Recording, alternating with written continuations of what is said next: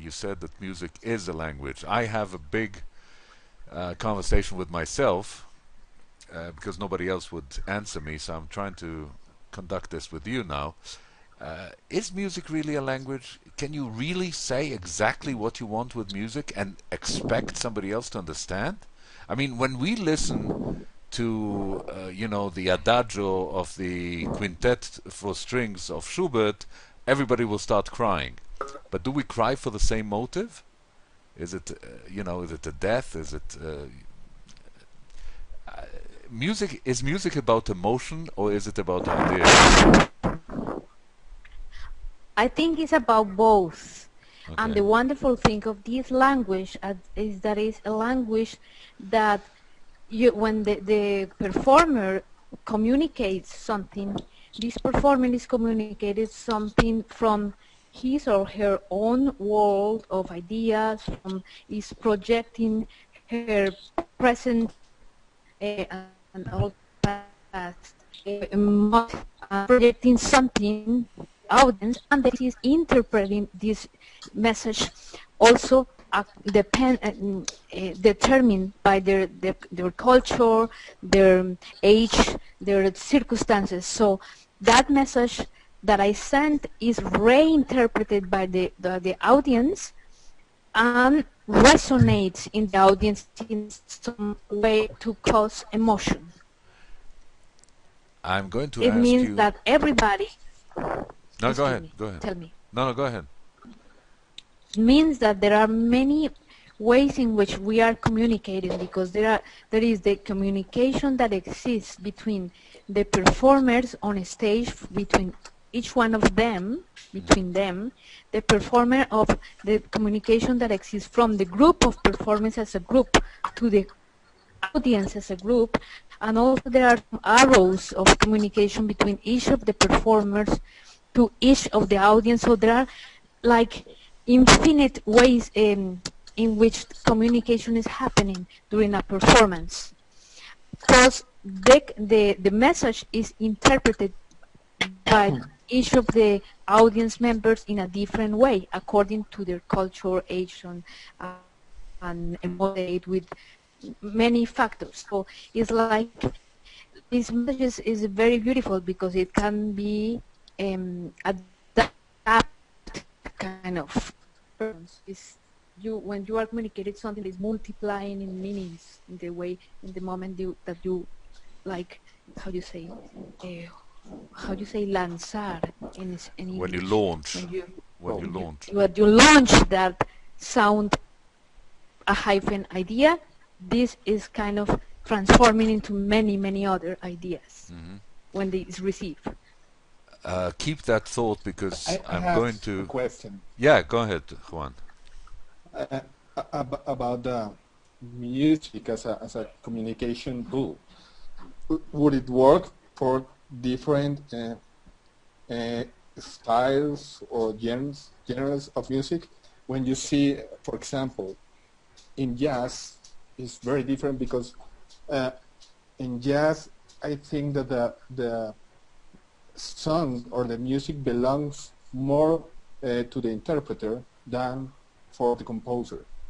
So would it change the message? Would it be different what the composer and what the musician and the interpreter actually wants to communicate?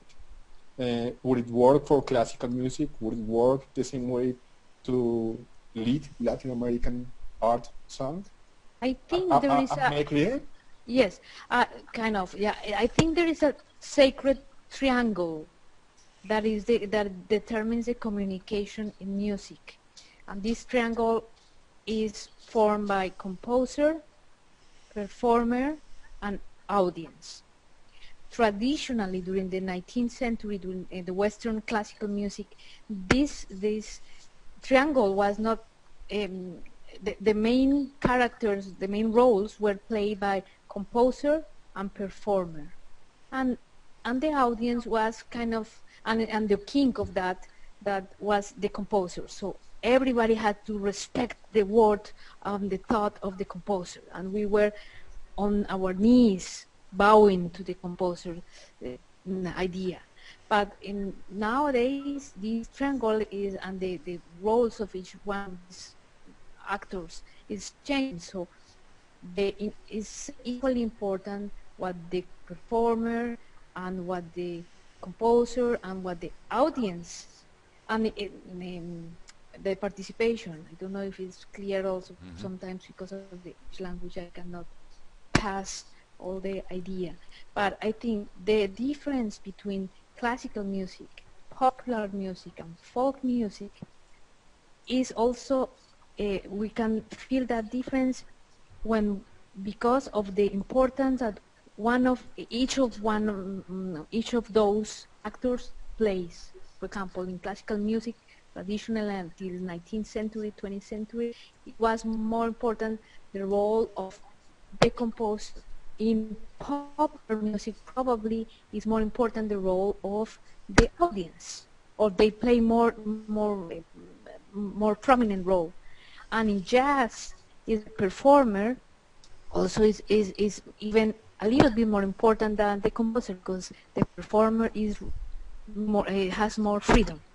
So it's a very delicate balance between these three actors who place the musical work in one world on into another. Because it's amazing when actually you can hear Summertime, for example, from Ella Fitzgerald and Miles Davis, Janis Duke Joplin. Ellington, Diane Shore, Janis Joplin. It looks like actually the opposite songs, and it's amazing. I think that what you're talking about, I think, you know, the role of jazz. Jazz is maybe new to the music scene, but it's not new to the performing arts, because the idea of jazz, of improvisation around a theme, is very old. If we go to theater, we always had Bach. Bach. Who was Baching us? Oh, I said Baroque music, Handel arias. Yeah, Very but improvisative. but you know, let's go out of let's let's stick with the Baroque. In the Baroque, the composer, although he was very, very serious about his work and very jealous about his work and everything, he still allowed and invited the performers to be as free and creative as they wanted, because basically he just gave them an outline. And Yes. So all these constraints came in the 19th century when we were kind of trapped by the written word. yeah, when you said a triangle, I was going to say in the 19th century we had the Bermuda Triangle, because a lot of things were just falling into a black hole. I would like to take the opportunity and say hello to a very dear friend of ours, Judith Jutka Hamsa, who is joining us from L'Aquila in Abruzzo. Hi, Jutka. She just disappeared. I don't see Ah, no, her. she's here. Oh, Judith, I'm seeing her. Just a second. Jutka, dici qualche cosa, dai. We cannot hear. No, just a second. Okay, here we are. Jutka? I can see her smiling, but I don't know, there's some problems probably with the voice. Okay, well, Jutka has a Baroque ensemble called Gli Archi del Cherubino, the strings of the cherub, and very, very fine ensemble it is. Jutka is going to be our guest this week, and I invite everybody to come back and listen to them. They're going to be with a lot of very good friends, Gemma Bertagnoli, the soprano, who sings with them quite a lot, Goldstein, and etc., etc. So I'm very glad to be able to say good evening to Jutka. We have some kind of a connection problem. Ah, ecco, now maybe we can hear Yutka say something. Yutka? Non lo so perché, ma non ti sento. No, non lo so. Vabbè, lo proviamo. Vabbè, lo proviamo dopo. Okay, so I would like to keep on ice the ideas that we started, and I would like to invite everybody to listen to one of the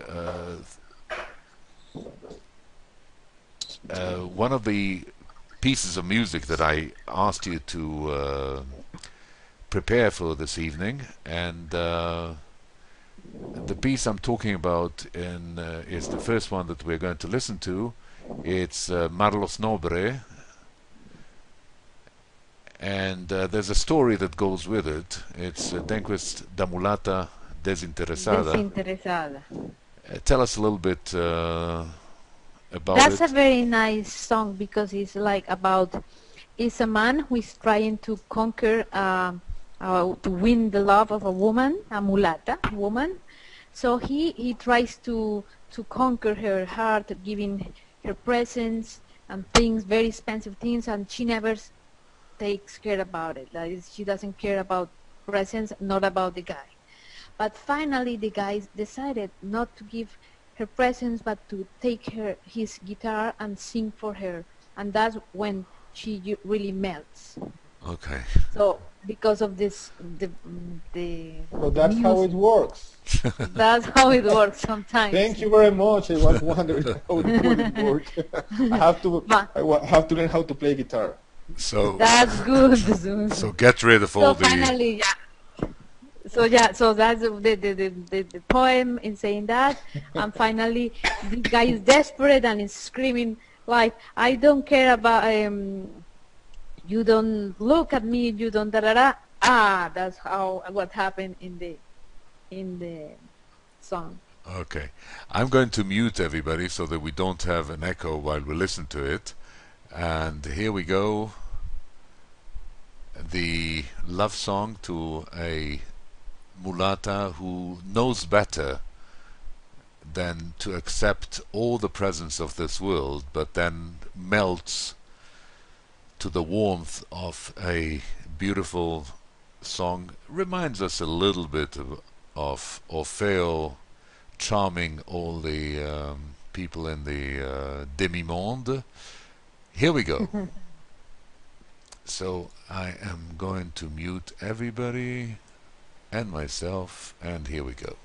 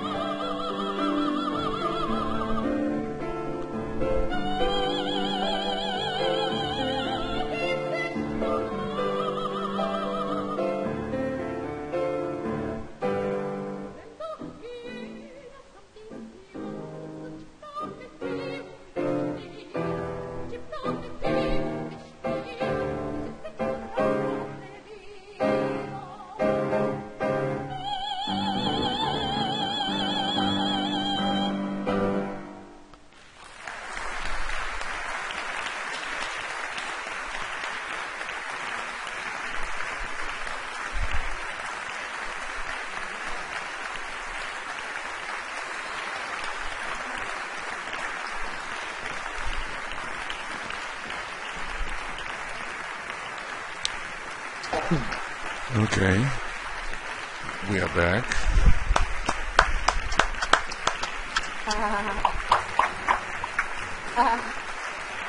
Yeah, Rosanna. Okay, that was very, very nice and lovely. And when we are talking about, that dark age, and I'd like to stay a little bit in the 19th century, which is not a dark age. Don't take me too seriously, which I'm sure you don't. Um, but in the 19th century, there was actually um, the high season of the beginning of divulgation of music, much more than it was until then, because until the, let's say, 1850, 1860s, we had people enjoyed music basically by hearing from somebody, you must buy this music. So they would go out, buy the music, play the piano, somebody would play the piano, somebody else would sing in the house, and that's how people knew music. Music was only for the very rich, or for Sunday in church, or if you happened to be in Lübeck and listen to Buxtehude and his Nachtmusiken, then okay, it was different. But normally, the population, most people knew how to read music. I'm talking about, not, I'm sorry to be unpopular, but not the lower um, uh, citizenship, but the middle class. Most of people knew how to read music, and that's what they did. They did not switch on the television. They sat around the table and listened to the music that somebody sang, somebody played the fortepiano or the cello or something like that. And the contact between audience, composer, performer, and the music was kind of strange. It was only starting around 1850, 1860 that the big concerts started to be where people could come and buy a ticket of fifth class, pay little money, stand through the whole performance, but still be able to do it, to listen to it. And then came the beginning of the 20th century with a new break, and the new break is, who is the boss? Who's the patron? The church was not paying anymore, or hardly. No more kings, or almost. The kings had something else to do. They played roulette or whatever, or went out to war, but they did not have music too much in their head. So, what I'm trying to work out is, when does music happen? Does music happen at the head of the composer, and then whatever happens is okay if it's performed, if it's not performed? When does it happen? Does it happen in rehearsals? Does it happen when it meets the audience? I think music, as any other art, is about communication. Okay. So yes, it's good if the composer has the music in his or her head, but that music has to reach others through whatever media is in whatever time we are talking about. So in middle 19th century, it was parlor music at the salons. If we are talking about art song, that was the appropriate the place to be singing lead, the salon. But in the 20th century, through the radio, television, and nowadays through the internet. But it always, I think, is true that you make music for yourself and you can do it. But in my my conception, music has to communicate something, to be a media to transform, to touch, to communicate in any way, whatever feeling performers and composers are trying to create. I'm trying to. Music is But art. that's, Okay, yes. music is part of the big world of artistic expression, and in my book, art does not happen when the work of art is not met with an audience.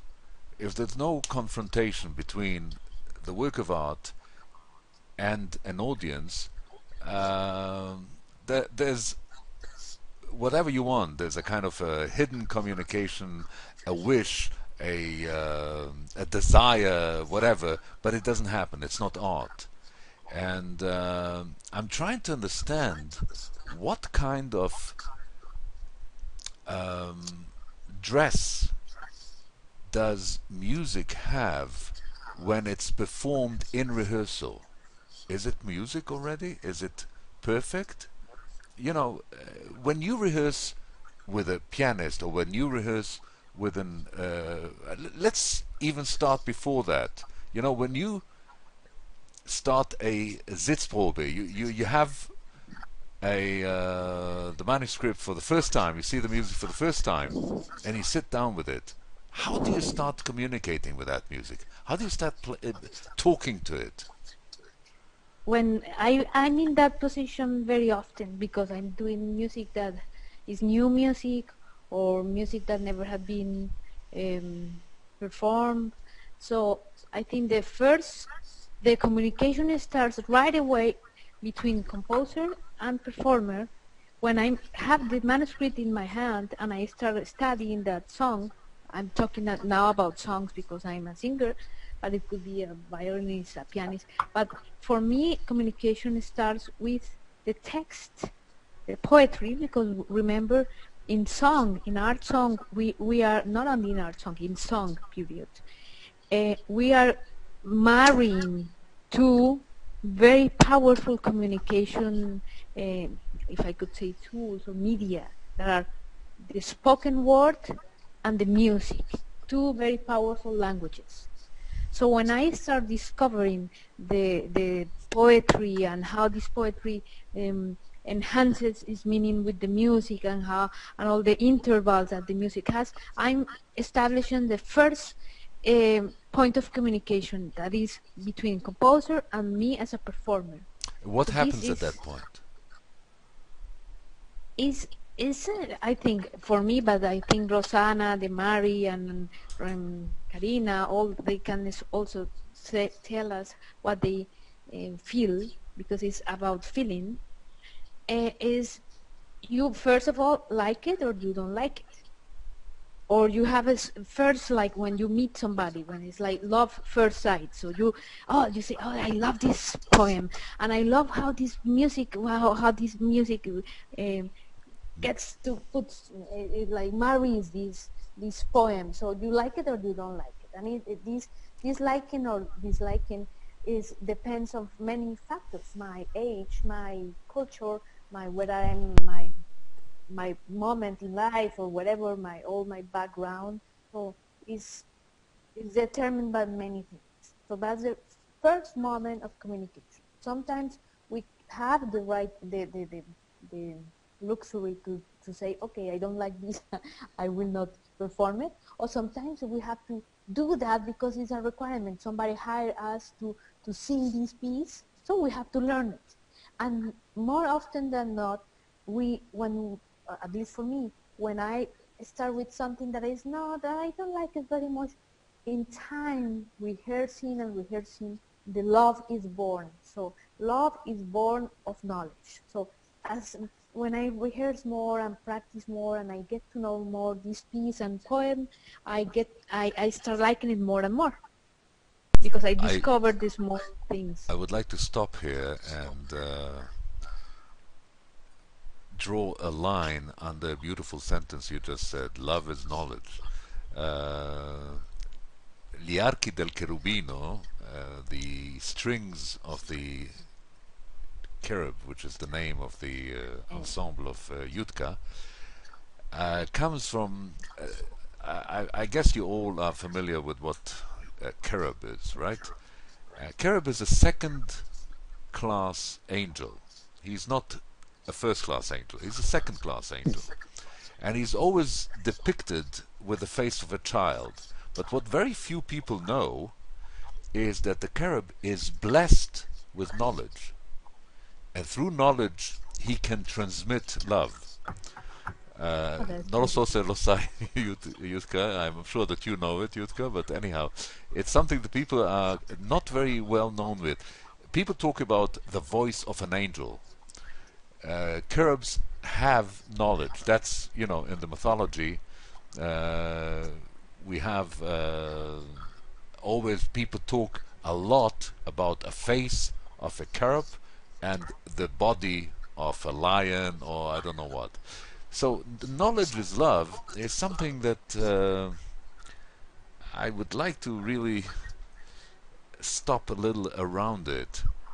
How does this love meet with the unknown? And I'm talking about the unknown, I'm talking about the stage. I remember when I started rehearsing something as an actor or a singer 700, 800 years ago, it used to be that we started in a room, a room that had nothing to do with the stage. Sometimes yes, but most of the time it was just a room. And then all of a sudden we met the stage. It was maybe rehearsal number 3 or 4, we met the stage. And this meeting in itself was a transformation. Even we were not prepared, nothing was working, but we still had 10 or 15 rehearsals to go before the big moment. How is this meeting with this unknown, the stage? How is the meeting with the stage? So actually, most of the times when I rehearse always at home or at places, at rooms, as you say, and stage is just the moment for the performance. So this meeting is great because the third part of the sacred triangle is in there, that is the audience, which gives is like empower yourself, gives you a lot of energy, and at least to me is like makes me more alive because the desire of communicating it grows.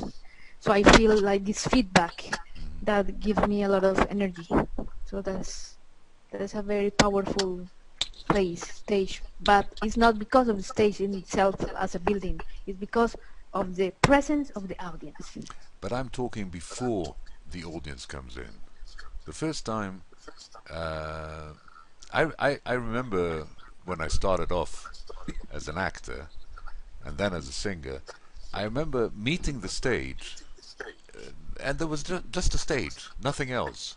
There was a stage and an auditorium, but there was no audience at all. Still, the sensation, I think we lost Patricia? Patricia? No, I'm here. Okay. Hi. Okay. The meeting with the stage, getting on stage, there was something of sacred, something, you walked in a certain way. I felt a certain way. Okay, I was There are places maybe too romantic, I don't know, but that was... No. There are places and places like that. Probably is more not the stage, is how you assign certain value or you invest with meaning certain places, and this is different from, I think, for different people. But because for me it could be that certain stage, certain theater has a lot of meaning, and for other person that theater has no meaning.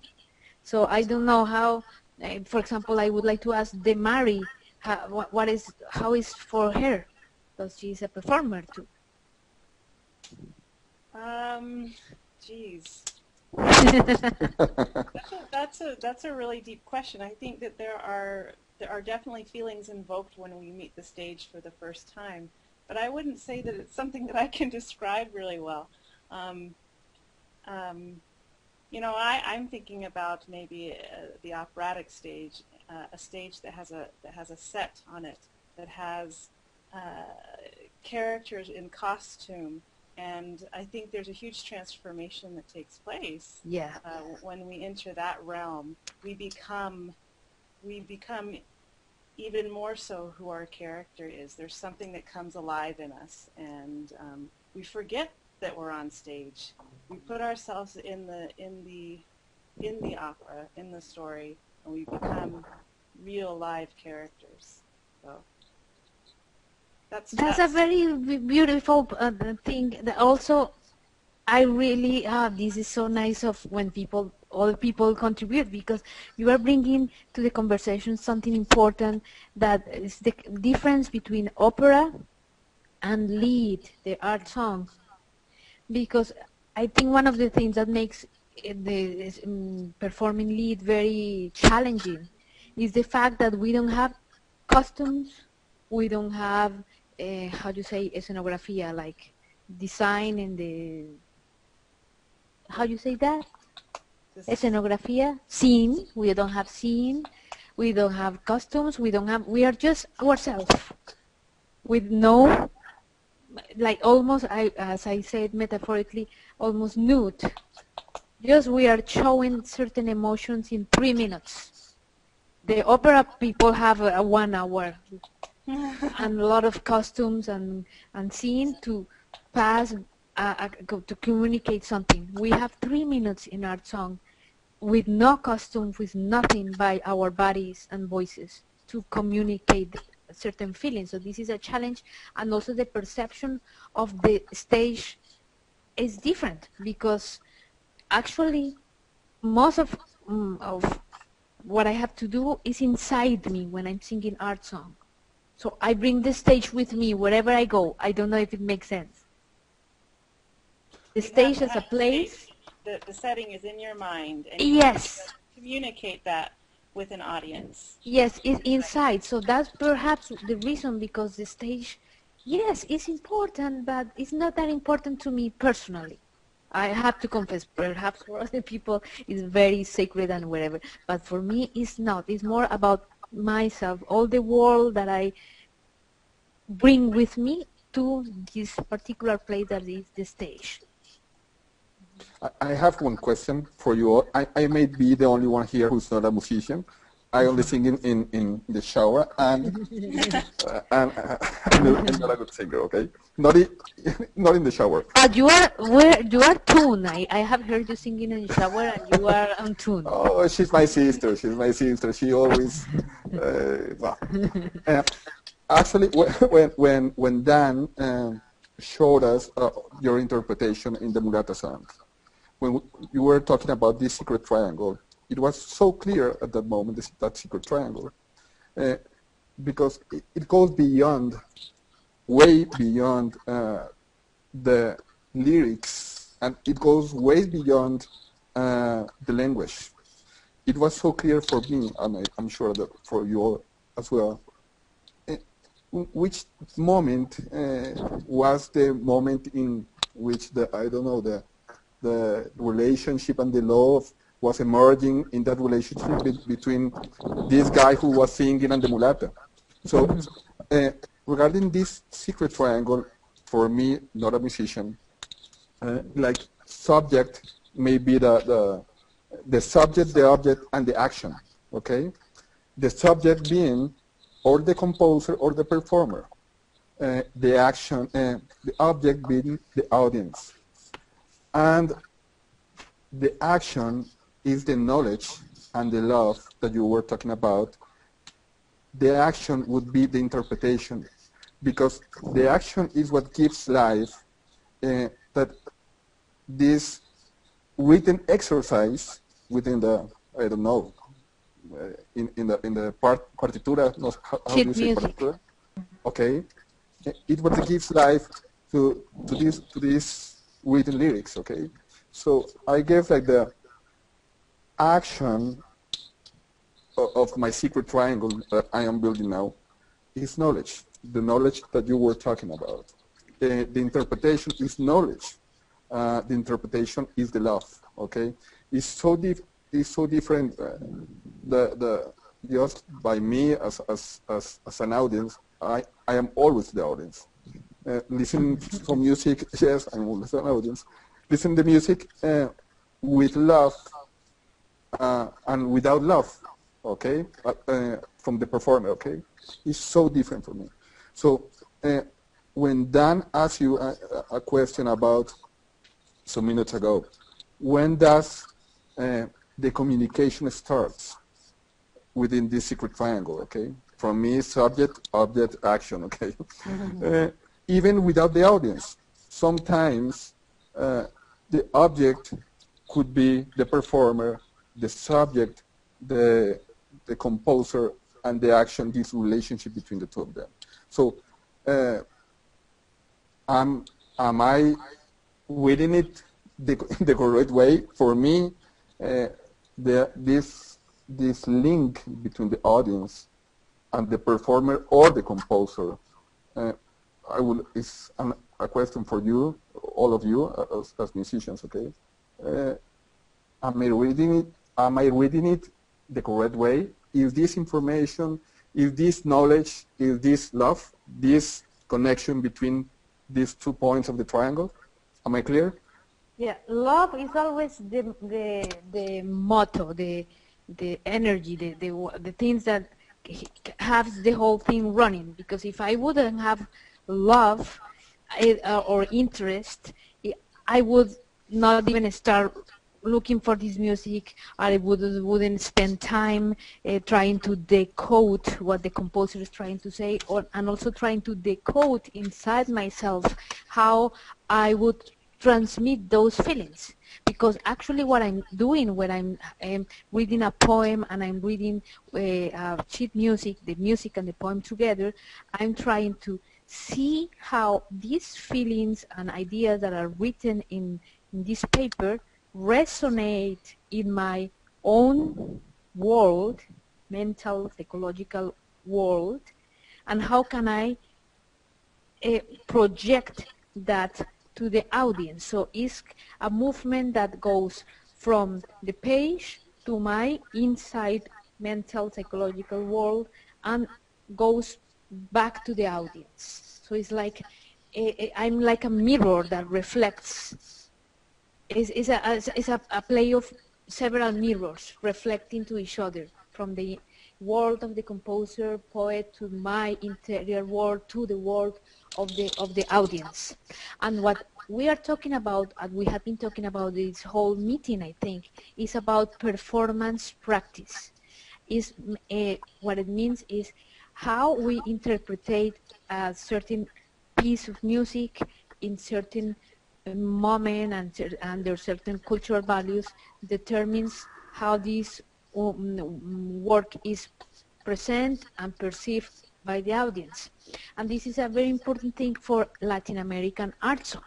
And now when I say, it's important to say that because when we are talking about lead, folk song, pop song, or art song, these three different songs that at the end of the day are only one, what makes the differentiation between these three words is the performance environment, the way the performer presented, and a series of codes that are, many of them unwritten, that determine how this work is presented. Let me say, to explain it perhaps better. There are many songs that have been written by the composer that have been classically trained. They had written this song to be presented in an art song environment. And this song can be taken or could be taken by a pop or folk singer and present in a different context, and this context would change completely the meaning of this song. And this happens a lot in Latin American music, Latin American song, where folk music and folk and art song, art music are very, very close linked. I don't know if it makes sense, everything that I'm connecting right now. but I'm trying to go to the arts, Latin American art song, using this excuse of the performance practice, because performance practice is something we have to be very aware of when we are talking about Latin American art song. That is a kind of a new word in vocal music. I don't know if it makes sense. It's kind of like what I think Juan Pablo was talking about, the song Summertime. It's from an American opera by George Gershwin, but you hear Ella Fitzgerald sing it, who is a Black American jazz singer, and so it's that same idea of having mixing genres, cross-pollinating, you know, the songs. So yes, No, that is the that's example the of last question. oh, sorry. Oh, yeah, I just wanted to ask, with Latin American art song, do people generally know these songs? Can you hear me? Yes. Or is it the fact that you are reintroducing the songs to people who have never heard them before? Or were they known by the population and now you're bringing them back to art song? I lost part of the question, but I think it was like these Latin American art songs, many of them were written during the last years of the 19th century and the first 60 years or even until now of the 20th century, intended to be art songs, to be concert songs. But they were being written in a moment where all the nationalistic movements were flourishing in Latin America. So all the folk, in that moment, folk music was trying to be brought to life. So composers were had the intention of bringing this folk music to life, making stylizations of folk songs sometimes. Yeah. So in this moment, folk and art song are very, very, very close. But the only thing that differentiates one from another is the fact that the composer consciously wanted this song, whatever particular song was, to be performed at a concert stage as an art song.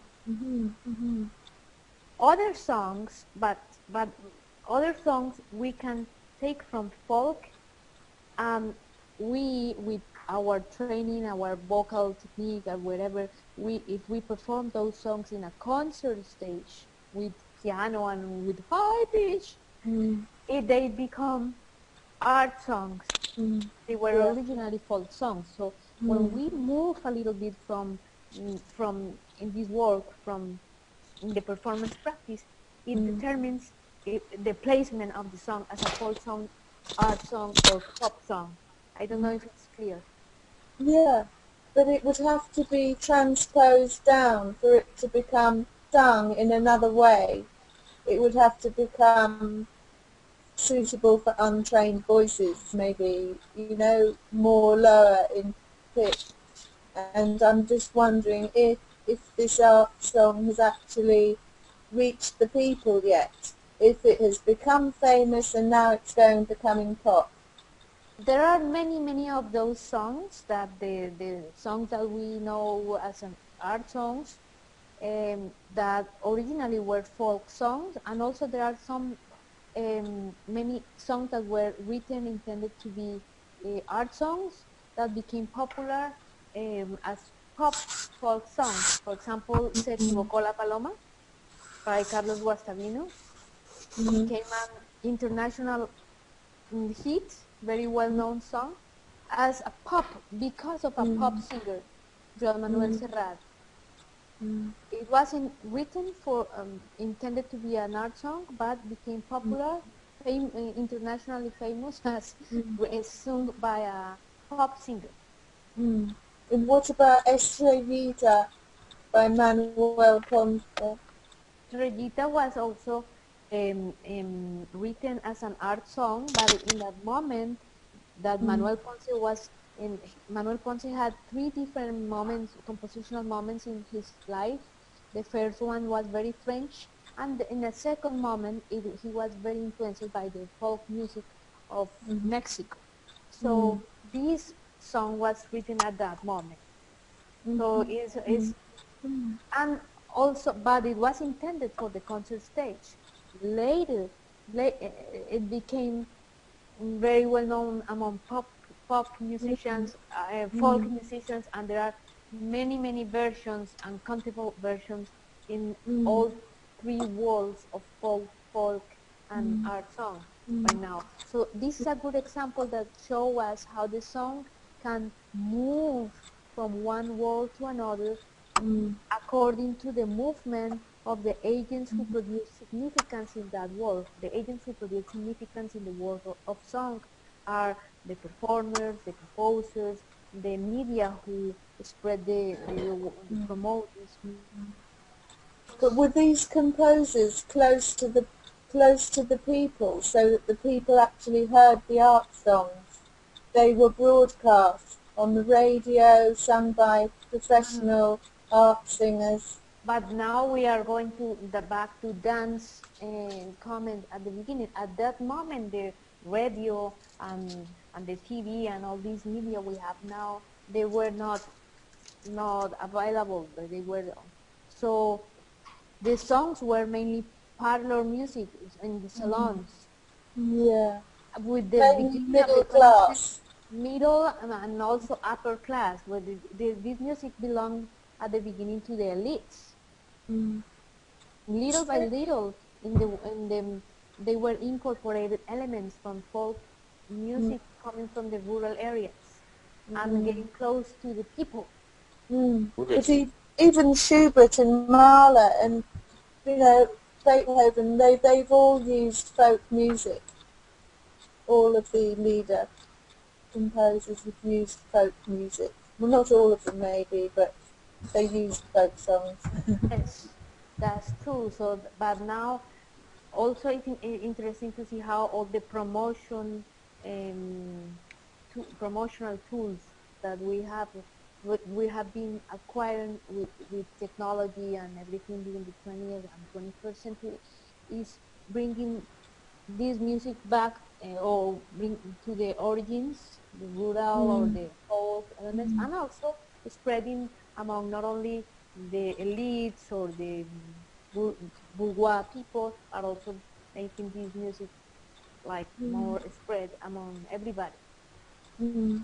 Yeah, good. Thank you. I'll let you get on now. I think Daniel wants to say something and not sure. Daniel, can you talk now? Can you try and talk? Daniel? Probably, I don't know. You just ask if we can hear him, but probably no.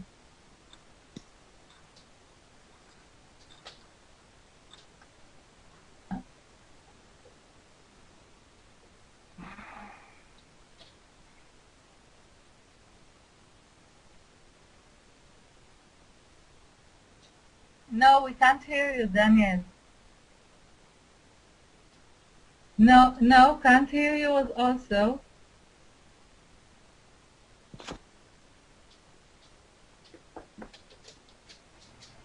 I can't hear you, Dan.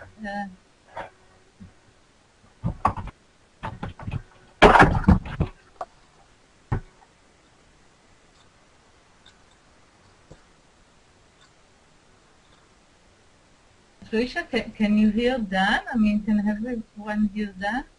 I cannot hear anything. I'm sorry, Daniel. I don't understand why. I have to go for a coffee in Barcelona because I don't know Daniel, but now I learned he lives in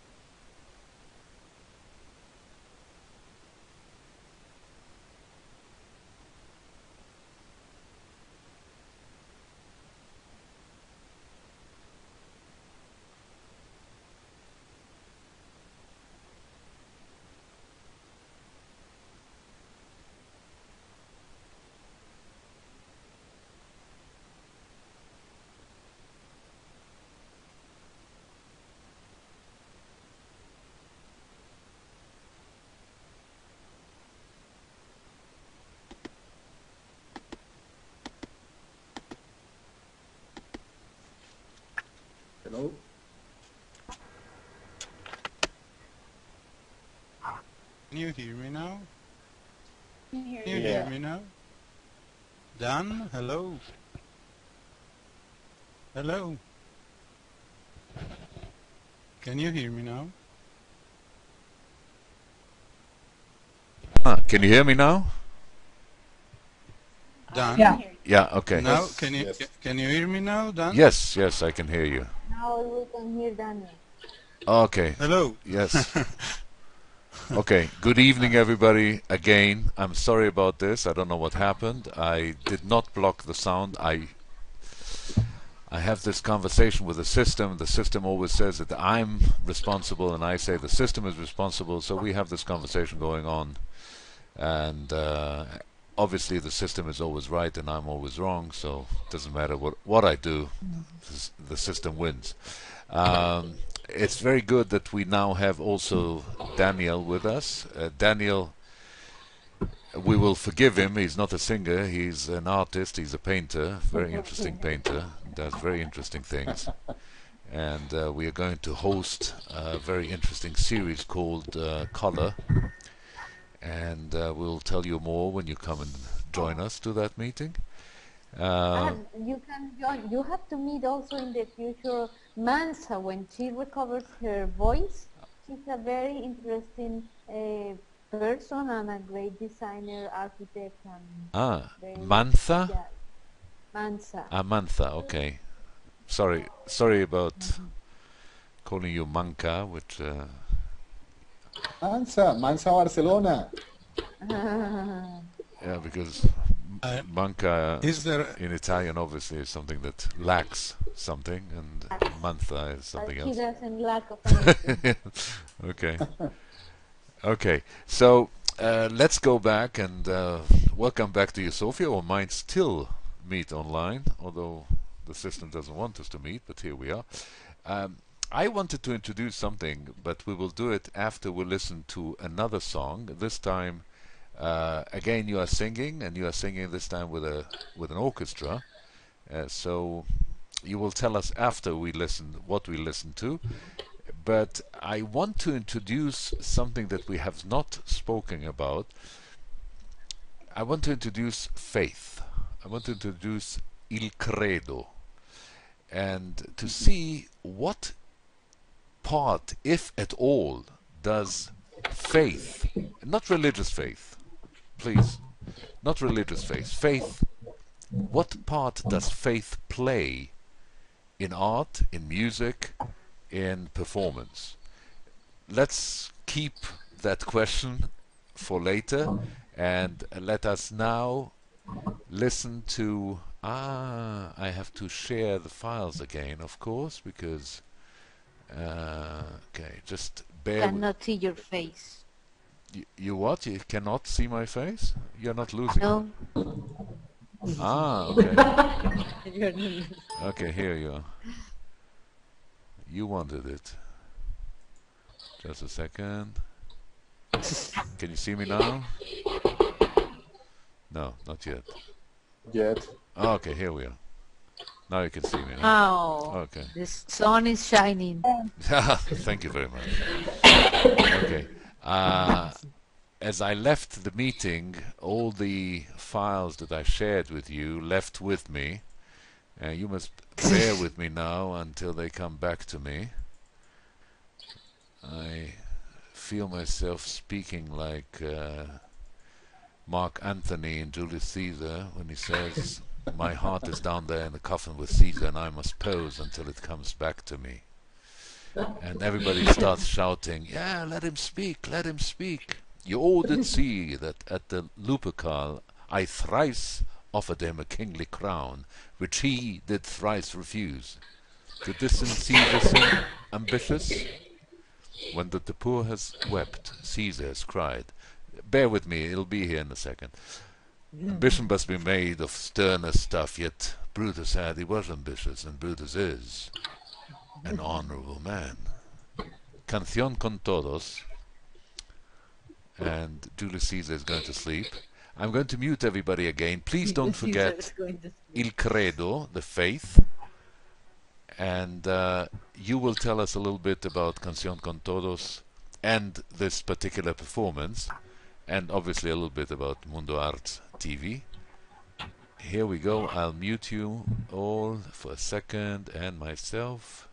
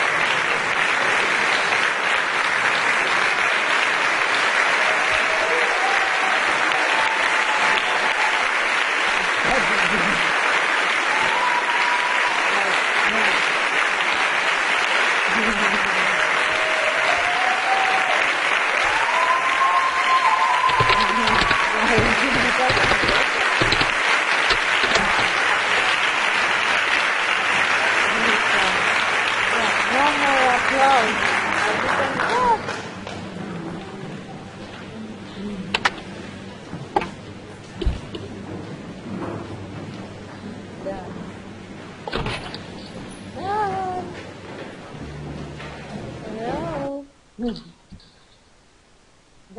He's gone.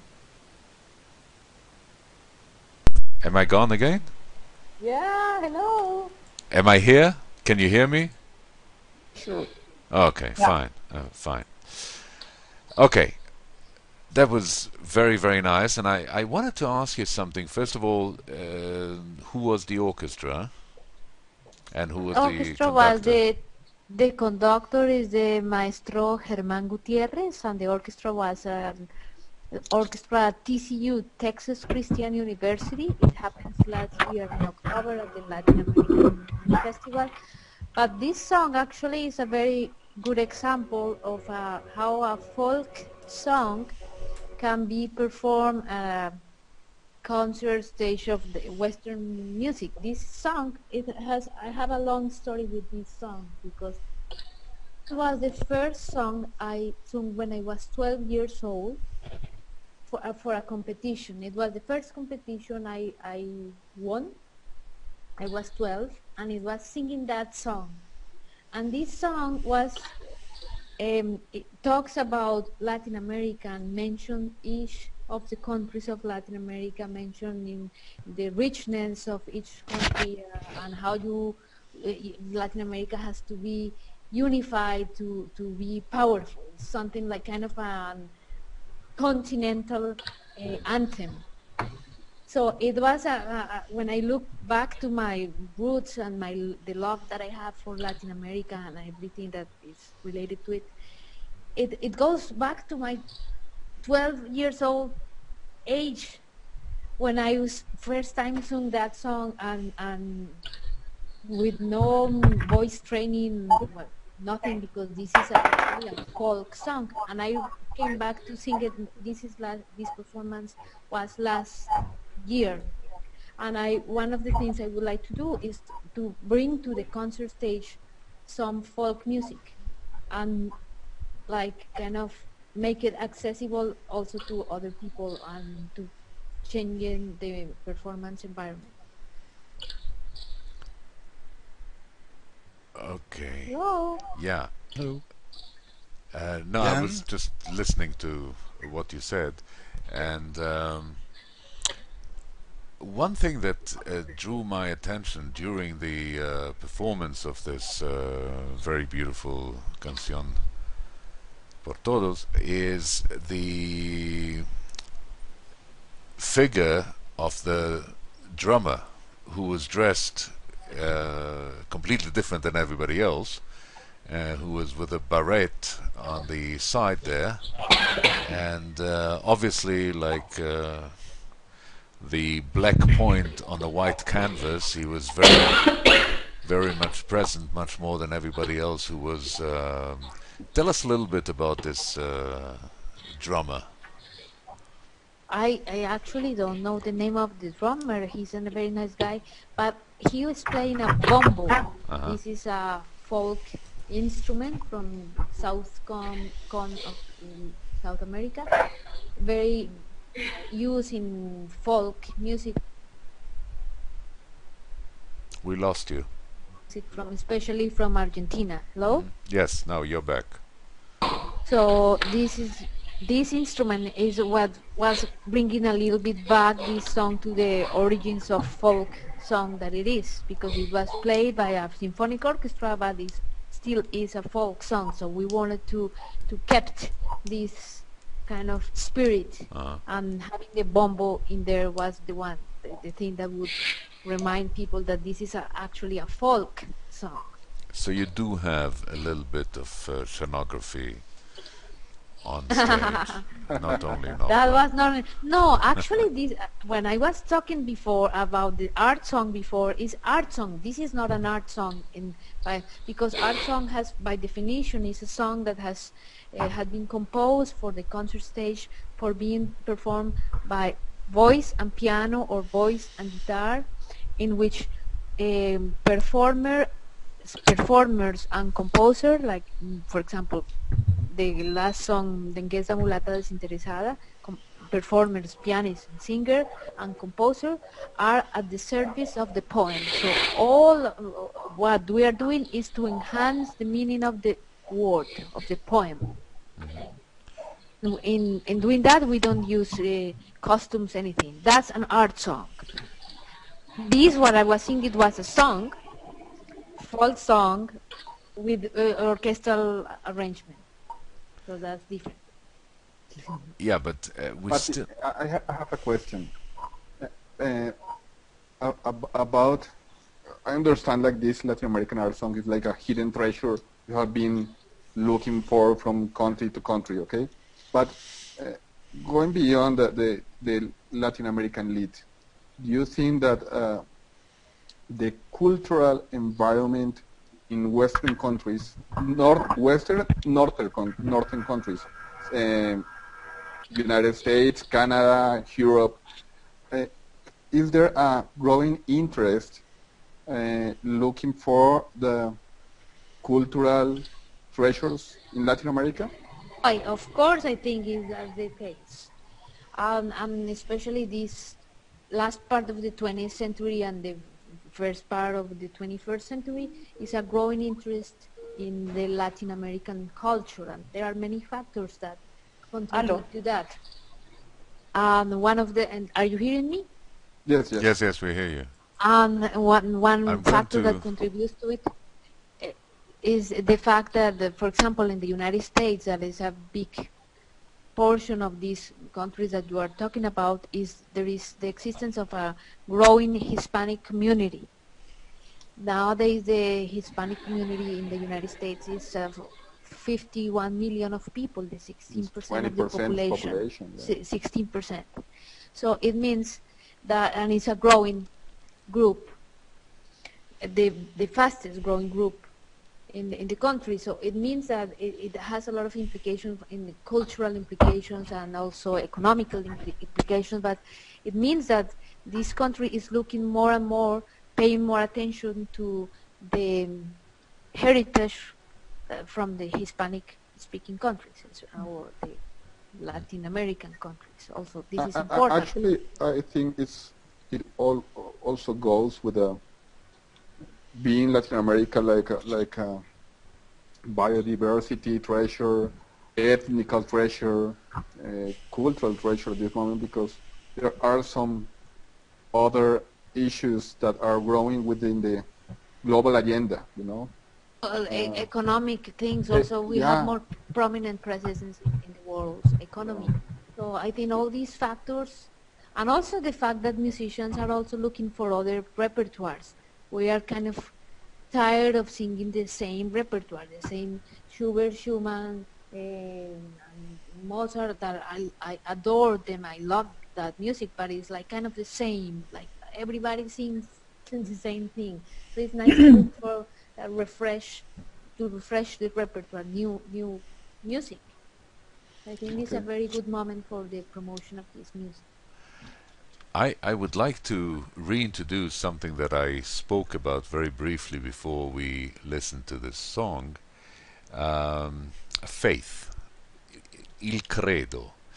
Um, like many other things in the arts, and I'm talking about again what we know today as Western art. Basically, what we know as Western art was born as a religion, was born as a religious expression of faith, was a way to talk and appease God, come to a kind of a conversation directly between the individual and God through art, through music, through the written word. Then there was the breakage. Who is screaming here? Probably God. That is very enthusiastic. Okay. Probably God is saying, finally they are talking about... What are they talking about? Get me out of here. Okay.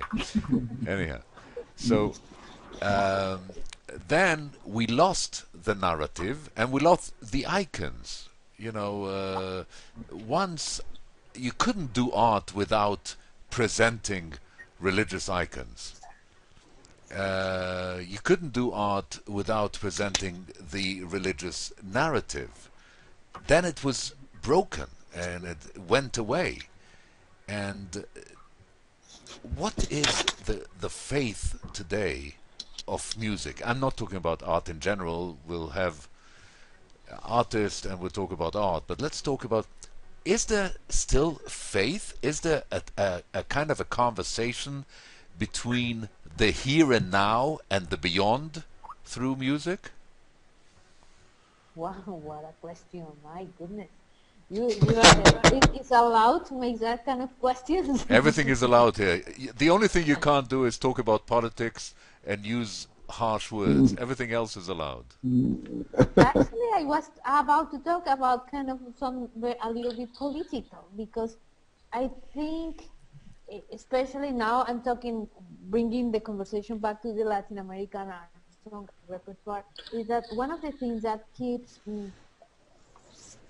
perhaps my interest is like behind creation of all this big repertoire had been the leitmotif of it has been the conformation of national identities of the Latin American countries. So the songs reflect the different moments of the conformation of the national identity, and sometimes this conformation of national identity have had political agendas behind that are consciously or unconsciously and have been trying to represent in music or in different arts, consciously or unconsciously. So there is this faith probably was that you were mentioning that before was represented by God or religion. In 19th or 20th century, 21st century, probably was by the nation state. So nation state was the one who was being represented in music, or was being, even we were not aware of it. I don't know if it makes sense what I'm Well, saying. it makes sense. It makes sense. It brings back obviously the influence of Europe. If we think about Janacek and what he did, or people mentioned Mahler, we can keep going about introducing the national spirit or the Appalachian by Sibelius, and and but we have in Latin America all these guys also in each country. I can mention names like Valcárcel in Peru, Nepomuceno in Brazil, like Villalobos also, and many other guys in each country. So they had been very important figures, but even before them and after them, there had been political agendas that had influenced very strongly the conformation of a certain sound that is considered national sound. But if I take, and I'm here doing a little escapade and I'm jumping into folk music for a second, I think that the borders between folk music narrated by a great artist is very close to art song narrated by a great artist. And I'm talking about Eduardo Falú. But what are you saying when you say great artist? What are you trying to say?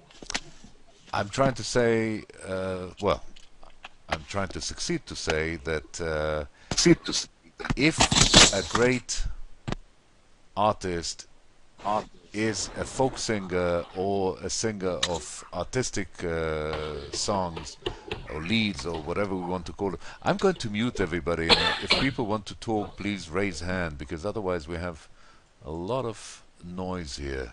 I'll just leave Patricia and I unmuted. Here we are. Okay, now it's better. What I was trying to say, Patricia, was that the political agenda, as such, is of less interest to me. The love of a poet or the love of a composer to his land does not have, in my book, anything to do with politics. And I'm not talking about Sibelius, who did have that, and Janacek, who definitely, Janacek was the spirit of Czech revolution, or Czech becoming a nation, of course. But I'm talking now about Eduardo Falú. Eduardo Falú, the Argentinian composer, folk singer, and guitarist.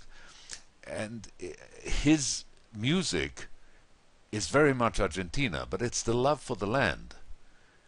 But that was also talking about a political agenda, because certain values that were trying to be put in the center at that certain particular moment of nationalism. So there was a narrative that was trying to be put in place to certain values that consciously or unconsciously were trying to be put as the values of the nation. I'm talking about the land, the rural areas, and about the gauchos in Argentina, like Peru, and that was part of that reflects the search for national identity in that particular moment, in that context. So it's not isolated from the political, sociological thing. How would you define the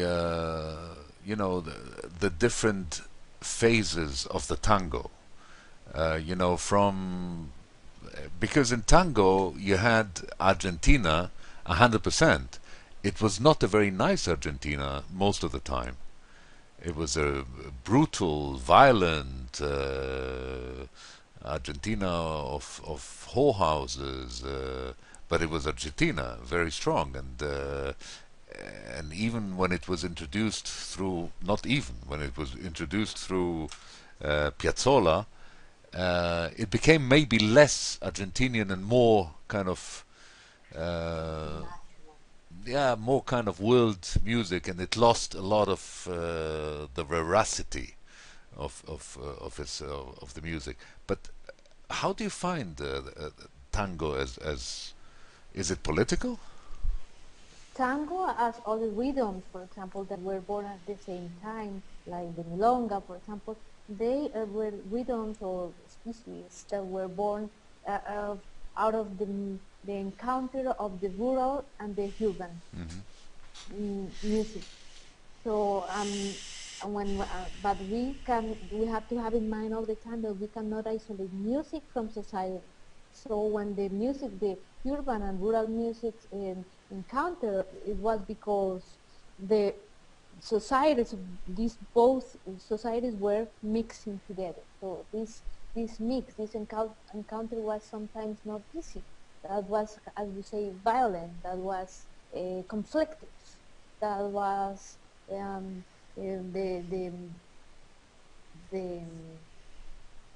a power struggle sometimes.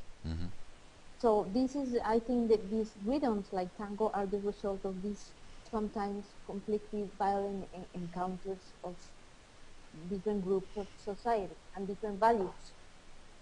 And that's, I mean, that as a result, this rhythm like milonga, like tango in Argentina, or like, let's say, mordiña or lundu in Brazil, or bambuco and cumbia in Colombia. We're going to do another little break, and I'm going to invite you to tell us a little bit about what we're going to listen to now. I'm talking about Pueblito Viejo. You are playing only folk songs? No. It's a folk song. No, I'm playing a little bit from what you sent me. I mean, yes, folk songs. So this is a folk song,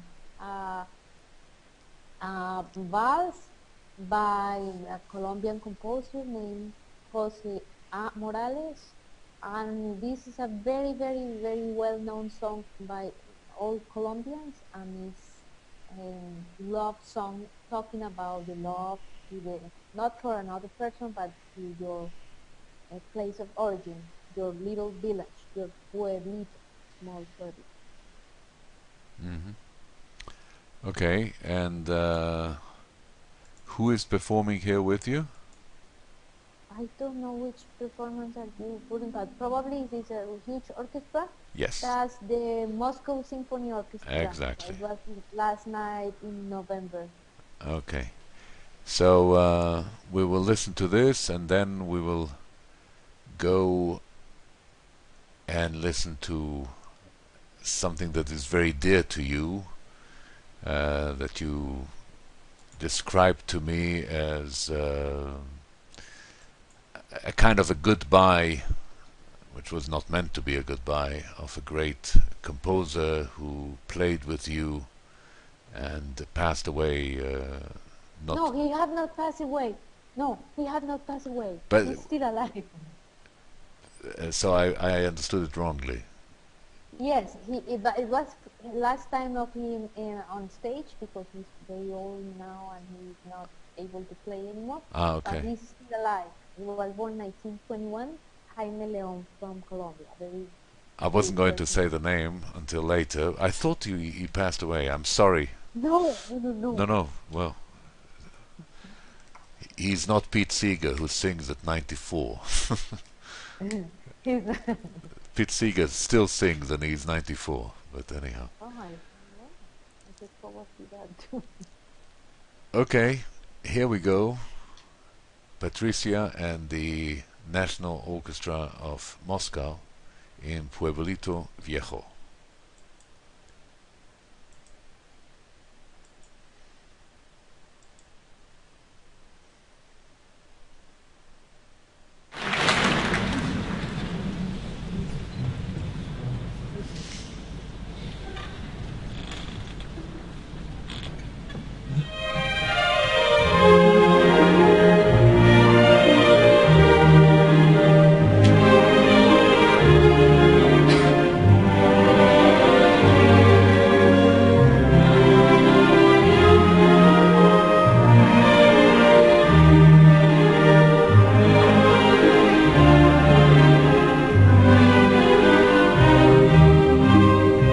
Está consentida, colgada del cielo, como un corolino que puso mi Dios, para que iluminara las noches calladas de este pueblo viejo del sol.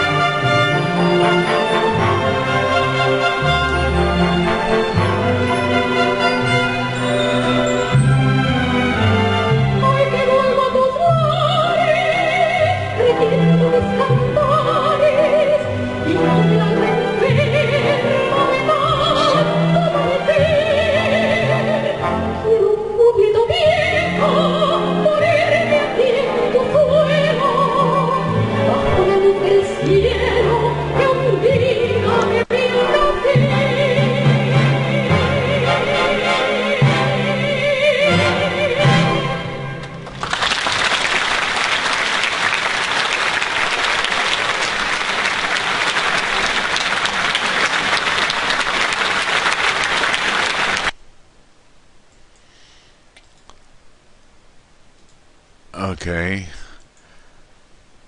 This was very lovely and beautiful. And what I'm trying to understand here is the philosophy in your way of presenting music, Patricia? Philosophy as in a guide to how to live. Wow, you are such a question. I mean, You don't have to I answer. You think can that answer something else. I don't know. I no, no, ask no, whatever no, I no, no, feel like asking. I no. don't I'm prepare just questions. no. I'm just no. No, I I'm know. just I know. like, so it's like yes, I think there is a philosophy. Even I'm not aware of it sometimes, and sometimes I am. I feel the sense of mission in my life, and my that mission is to bring to life and get to know the music and composers from Latin America. That's and Spain, but especially Latin America. That's my call and my mission in life. And in order to do that, I research, I publish, I sing, I teach, I do a lot of things to accomplish that mission that I feel is my call. And also there is also when I'm performing is to present a face of Latin America that is different than the stereotype stereotype that people have, and also to another thing when I'm performing, especially art songs, not folk songs, but art songs, to show that art songs that don't have to be stiff or Don't have to be what? Sorry. stiff is Oh, a stiff. word. Okay. Stiff, Okay. stiff. That I can coming from Latin America and singing Latin American songs, even if they are art songs, they can be expressed in a more lively way. So when I move my body in different in a certain more free way if that a German lead singer would do, and sometimes I move on stage and singing art song, or I are more kind of dramatic in my way to express things, a kind of expression that is closer to the folk expression than to the art music song. So it's like I'm trying to say that art song is a song that I can express with all my body, soul, and use my body in a more rich way. So that's something I try to pass by. Okay. We can go on, obviously, until we have visited each and every corner of Latin America and brought out all the songs that you can offer us. But I'd like to leave everybody with a lot of hunger and taste for more. So we're going to close this fantastic meeting with you singing Ati. And before we listen to this, I would like to say thank you very much to everybody. It was a great pleasure to have you here with us. And it was really, at least for me, and I'm sure that for everybody else, it was an honor to be able to visit your fervent mind, fervent in the sense that you seem always to be bubbling with I'd like to do something new, but it's always under the crown of the kingdom of Latin America art song, and this huge love that you live and transmit was very nice, and really I feel honored to be able to have visited with you those little hidden corners of your mind and your passion. Thank you very much. Thank you for inviting me and allowing me this space to be with people I love and I know, and people that I didn't know until today. So they are new friends, and I hope to convert them into the world of Latin American art. So. Rosana wanted to say something. Come on, Rosana. Yeah, thank you very much, Dan and Patricia, to invite me. I am really happy to join in this conversation. And I was very happy in Barcelona during the festival with Patricia. I participated this year for 10 days. For me, it was wonderful. It was a really good opportunity. And I think, like Patricia, that it's really important, this kind of music. For me, it's I feel that it's my mission too. I think it's an important music that we need to sing, and I feel so happy that I can show my music like a Mexican. I have a wonderful composer in Mexico, and I feel so happy that this kind of events make me feel more motivated to continue with my career and doing a research to this kind of music, like Latin concert music. Thank you very much from Mexico. Thank you. Ah, qué bonito. Okay, so on this note, I would like to anticipate that may I announce it, Patricia? Patricia and I are working on an idea of doing a corner. We were talking about doing a corner called Barcelona Calling, but instead of Barcelona Calling, I'm now thinking of doing a corner called Latin America Art Song Calling, which I think will be, I don't want to say more interesting, because obviously Barcelona, but it's more, I think it's more you, and it does include obviously Barcelona, because that is where you live, and it does include the festival that Rosanna was talking about. And so I hereby introduced the next big idea of U-Sophia. We will have a corner with a looking glass that will concentrate and focus on what is happening in Latin America or Spanish art song today, and we will try and see the development through different artists, different composers, different singers, and come to a kind of a climax during the festival in Barcelona, and maybe other festivals that take place around the world and that are concentrated around the Latin America music.